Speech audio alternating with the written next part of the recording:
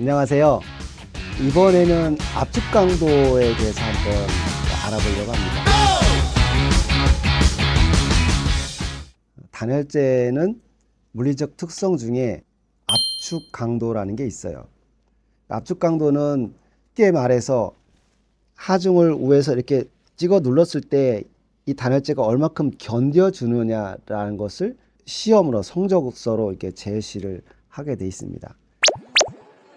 주로 압축 강도는 유기질 단열재에 해당이 돼요. 무기질 단열재에서는 압축 강도가 큰 해당 사항은 사실 별로 없어요.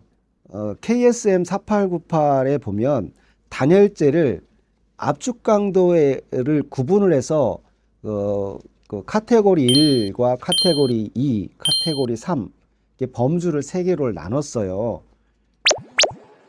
그래서 카테고리 1에 해당하는 범주는 압축, 즉 외력을 하나도 받지 않는 그런 장소에 쓸 수 있는 단열재 범주를 나눠줬고요. 카테고리 2에 해당하는 것은 외부의 힘을 좀 받는 부분에 쓰는 단열재. 그 받는 게 하중이 단열재 위에 조금씩 올려줄 수 있죠. 예를 들자면 뭐 방바닥 방통을 할 때 바닥에 슬라브에다가 단열재를 깔으면 그 위에 사람들이 올라타야 되고 뭐 이런 하중을 탈 수가 있잖아요. 이럴 때는 그런 하중에 적절한 단열재를 써줘야 된다 해서 카테고리 2의 그런 단열재 범주를 넣어놨고요. 카테고리 3의 범주는 어떤 것이 해당하냐면 경보행 하중 말고 그보다 더 높은 하중, 이런 부분을 받을 수 있느냐 없느냐, 그런 부분에서는 좀 좋은 단열재, 압축 강도가 높은 단열재를 써라, 이렇게 해서 범주를 나눴어요. 이 압축 강도를 높이기 위해서는 단열재 밀도를 높여줘야 됩니다. 밀도가 아주 낮은 것들은 푹푹 들어갈 수밖에 없겠죠. 그리고 밀도가 아주 높은 것들은 딱딱해서 더 많은 하중을 받을 수 있겠죠. 그러다 보니 단열재도 그 하중을 받는 위치에 적정하게 쓸 수 있게 구분을 해서 써줘야 된다는 거예요.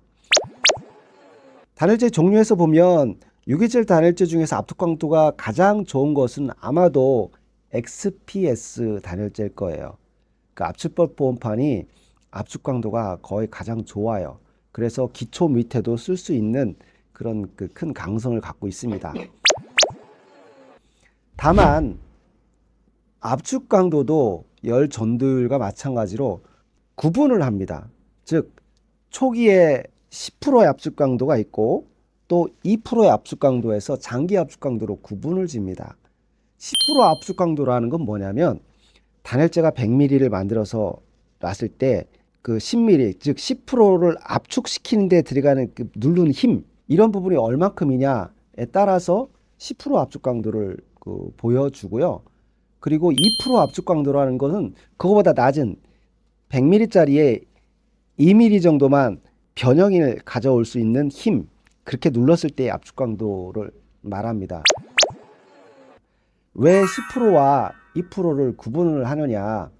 10%는 그 단열재가 단열 성능을 가질 수 있는 최소한의 제한이라고 보시면 돼요. 그러니까 이 10% 이상 변형이 되면 단열재로서는 못 쓴다. 그리고 강도도 그 이상을 올리면 얘는 완전히 파괴된다. 이 정도의 수준이고요. 2% 압축 강도는 단열재 위에 똑같은 하중을 주어도 얘가 시간이 오래 가면 이 크리프라는 크리프 변형이 발생해요. 그래서 똑같이 100kg를 올려서 받을 수 있는 단열재도 이 100kg가 처음에는 1mm도 수축이 안 되고 변형이 안 되지만 얘가 한 25년 막 이렇게 가게 되면 이게 2mm, 3mm 변형이 자꾸 들어갑니다. 그런 것을 크리프 변형이라고 하는데, 이 크리프 변형의 최소 한도, 즉 2% 이상 변형하면 이건 구조물에 혹은 마감재에 변형을 일으킬 수 있다 해서 제한을 두고 있습니다. 그래서 이것을 장기 압축 강도라고 또는 혹은 2% 변형 압축 강도라고 이야기를 하고 있습니다. 근데 이게 특히 그 고화중을 받는 부분에 쓰는 단열재에서는 이게 굉장히 중요한 부분입니다. 예를 들어서 기초 밑에 단열재를 넣는데 처음에는 딱 잘 2층 받아줬어요. 근데 얘가 1년 지나고 2년 지나고 10년 지나다 보니까 이게 자꾸 기초가 집이 자꾸 땅속으로 들어간다. 단열재 변형이 생겼다. 그러면 건물에 문제가 생길 수도 있겠죠. 이런 것을 다 고려해서 안전적으로 쓸 수 있는 범위를 2% 압축 강도라는 범위로 준 겁니다. 그래서 이런 그것도 고려해서 단열재를 한번 선택을 해 주셔야 되고요.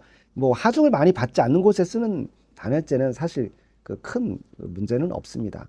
특히 이 부분 아마 XPS 단열재에 많이 해당될 거예요.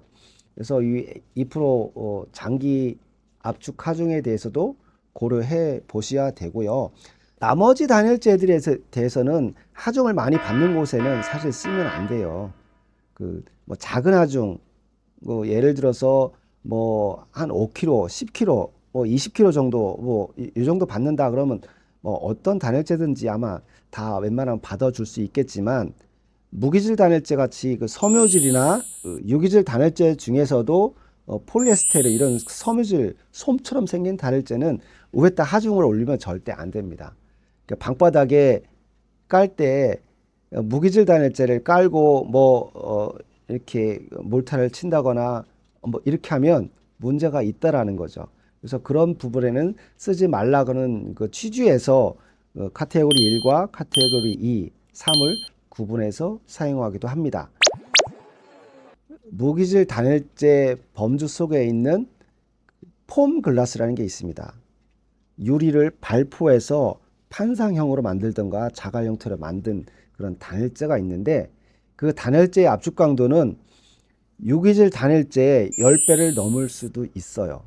그 유리가 되게 단단하잖아요. 이 발포시킨 유리도 굉장히 강도가 좋습니다. 그래서 700kPa부터 거의 3000kPa까지 뭐 70톤? 네. 뭐 이 정도까지도 받아줄 수 있는 그 정도 강도가 있습니다. 여기서 제가 70톤이라고 한 것은 제곱미터에 70톤 정도라고 하는 겁니다. 일반적으로 XPS의 압축 강도는 150, 250 뭐 이 정도 선에 있습니다. 그런데 이거를 밀도를 좀 더 높인 것들은 뭐 350, 400, 해외의 경우에는 550, 600, 700 이 정도까지 올리는 그런 단열재들이 있고요. EPS나 XPIR 이런 종류도 밀도를 35K 이상 뭐 50, 60 이렇게 올리면 압축 강도가 상당히 좋아집니다. 근데 경제성이 있느냐 없느냐 이제 과연 이것이 문제겠죠.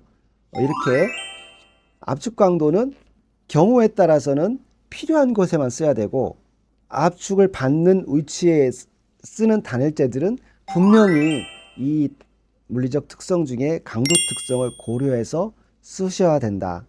오늘은 압축 강도에 대해서 간략하게 알아봤습니다. 이상입니다. 감사합니다.